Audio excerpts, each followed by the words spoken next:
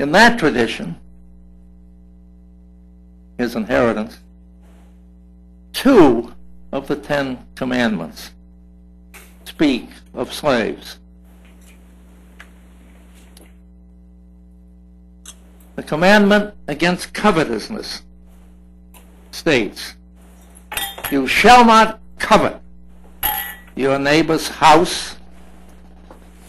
You shall not covet your neighbor's wife, his slave girl, his ox, his ass, or anything that belongs to him."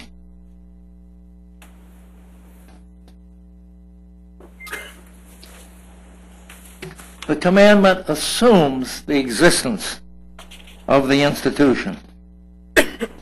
The slave or the slave girl is identifiable as the ox and the ass, as belonging to the owner. The commandment operates to preserve the ownership. The other commandment that mentions slaves is that to keep holy the Sabbath. The commandment specifies that for the slave and for the slave girl, as for the ox and the ass, the Sabbath shall be a day of rest. When 2 such central statutes take pains to recognize the special category, it is evident that slaves form part of the fabric of the society.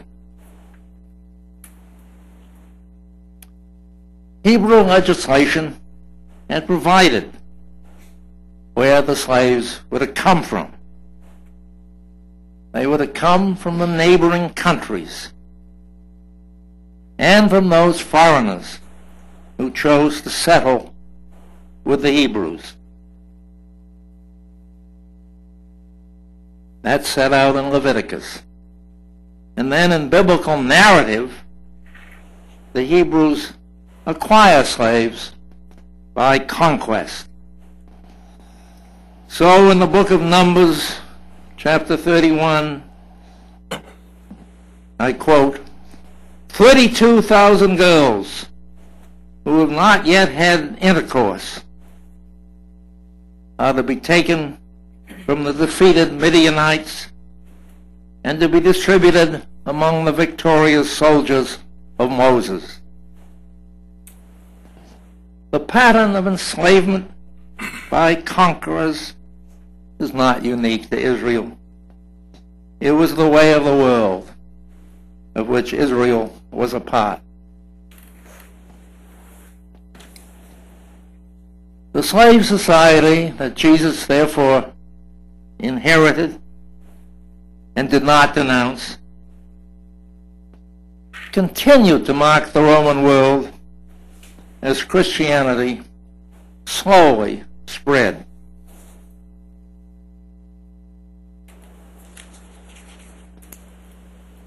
After several hundred years of Christianity, St. Augustine, the greatest moral theologian perhaps the church has had, taught that slavery had come as a punishment for sin. And now, thanks to the law of nations, the Jus Gentium was part of the natural order of a sinful world. St. Gregory the Great, the Pope who rallied Western Christianity as the Roman Empire fell apart, has substantial correspondence in which he buys slaves, employs slaves, transports slaves, as he found convenient. and directs his agents to purchase boys in the English market. The Pope does not bother to tell his agent to inquire as to the titles of the sellers of the boys. The memory of Gregory's activity survives in what is a famous story told by St. Bede of the conversion of England. According to Bede, Gregory was browsing in the Roman slave market one day when he saw some boys who were identified to him as angels. Not angels, but angels, the Pope said. And he decided thereupon to send a mission to convert the English. Whatever the accuracy of the legend, it testifies to the values that were accepted by serious Christians. According to Bede, the Pope was saddened that the boys were pagans. Their reduction to slavery did not excite a sigh. What was true of Christians in Rome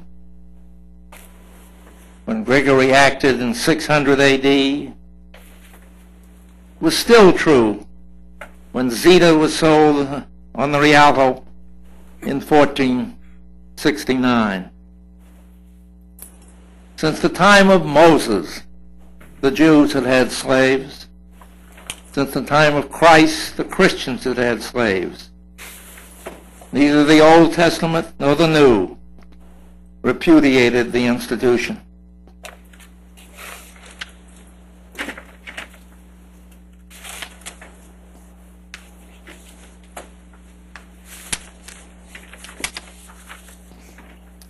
Nonetheless,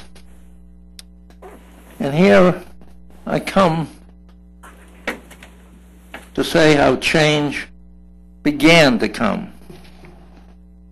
Stirrings had occurred in Christian consciousness and in Christian conscience.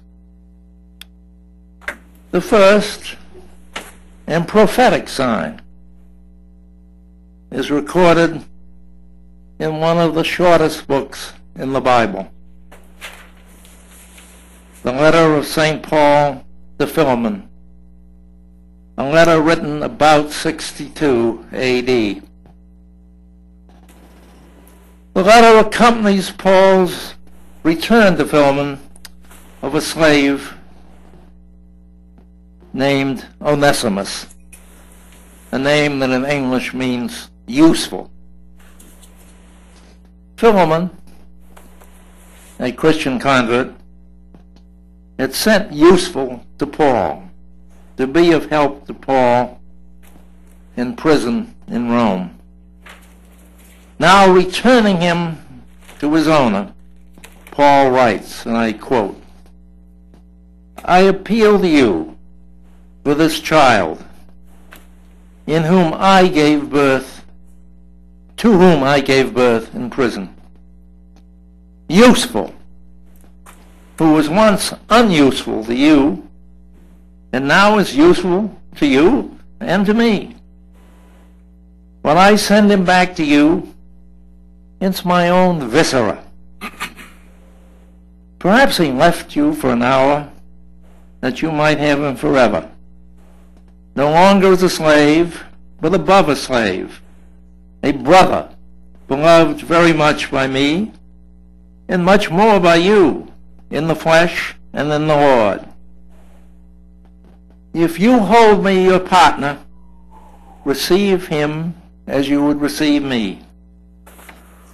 If he has injured you in some way, or owes you, impute it to me.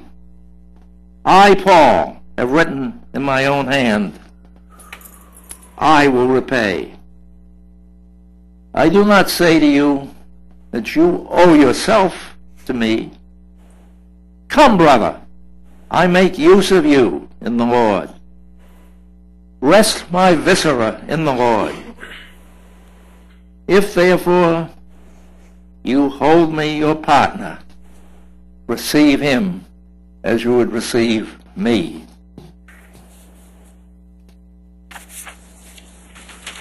Is Paul counseling or commanding? The letter is a masterpiece of tact. If useful is Paul's viscera or guts, if Philemon is to receive useful as though he were Paul, can Philemon keep him on as a slave? Near the end of the letter, Paul becomes peremptory. I quote again, I have written you, relying on your obedience, knowing that you will do even more than I ask.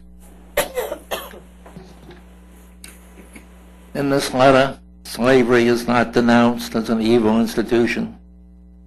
In this letter, a slaveholder is not rebuked as a sinner. But could Philemon have doubted that he was being told to emancipate useful? The story, at least in tradition, has a happy ending. Freed, useful, became Bishop of Ephesus. The slender letter was also happily preserved, sounding a note very different from other routine acceptances of the institution of slavery in the Bible. Another stirring of the Christian conscience. The metaphor of slavery was adapted to express a human relationship to God. As early as the book of Leviticus, God told the Hebrew slaves, you are my slaves, whom I brought out of Egypt. And the psalmist replies, deliver me, O Lord, I beseech you, for I am your slave. I am your slave, the son of your slave girl. You have undone the bonds that bind me. Paul accepts the Hebrew metaphor and writes to the Corinthians, you were not your own, but you were bought at a great price. Bought by Christ. Therefore his purchase, they should not become, Paul says, the slaves of men. And he himself identifies himself in writing at the beginning of his epistle to the Romans, identifying himself as Paul, the slave of Christ Jesus. This use of slavery to signify a spiritual relationship did have the potential of conveying an image of craven obedience, fatal to spiritual creativity. At the same time, the metaphor also had the power to cast a new light on the state of the slave. If the slave state could stand for the spiritual life, the slave state had a dignity, at least in its metaphorical transition.